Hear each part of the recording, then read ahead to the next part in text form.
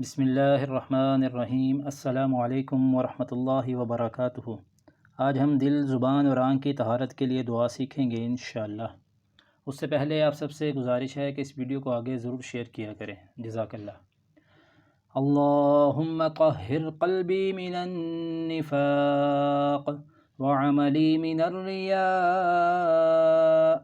ولسانی من الکذب وعینی من الخیانہ فإنك تعلم خائنة الأعين وما تخفي الصدور۔ ترجمہ: اے اللہ، پاک کر میرے دل کو نفاق سے، اور میرے عمل کو ریا سے، اور میری زبان کو جھوٹ سے، اور میری آنکھ کو خیانت سے۔ بے شک تو جانتا ہے آنکھ کی خیانت اور دل کی پوشیدہ باتیں۔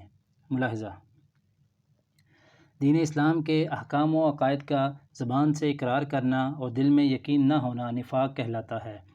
منافق مسلمان جہنم میں جائیں گے، اس لیے حضور صلی اللہ علیہ وسلم نے نفاق سے بچنے کے لیے دعا سکھلائی ہے کہ دل نفاق سے پاک رہے، یقین و ایمان کا بیج دل سے پھوٹے اور ایسا درخت بنے کہ جس کے برگ و بار اور گل و اسمار مسلمان کے اقوال و افعال ہوں۔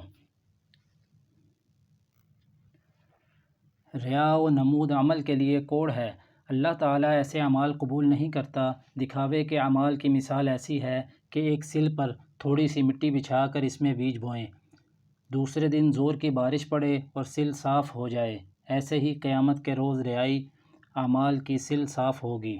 اس لیے بڑی احتیاط سے نماز، روزہ، حج، زکوٰۃ، خیرات، صدقات اور ہر کار خیر صرف اللہ ہی کی رضا و خوشنودی کے لیے بجا لائیں، اور ساتھ ہی دعا بھی کرتے رہیں کہ پیارے مولا ہمارے عملوں کو ریا سے پاک صاف رکھ۔ زبان کو جھوٹ سے پاک رکھنا بھی از حد ضروری ہے۔ حدیث شریف میں ہے کہ کسی نے حضور صلی اللہ علیہ وسلم سے پوچھا، کیا مسلمان بزدل ہو سکتا ہے؟ آپ صلی اللہ علیہ وسلم نے فرمایا، ہاں۔ اس نے عرض کی، کیا مسلمان بخیل، کنجوس ہو سکتا ہے؟ آپ صلی اللہ علیہ وسلم نے فرمایا، ہاں۔ لیکن جب اس نے پوچھا، کیا مسلمان کذاب، جھوٹا ہو سکتا ہے؟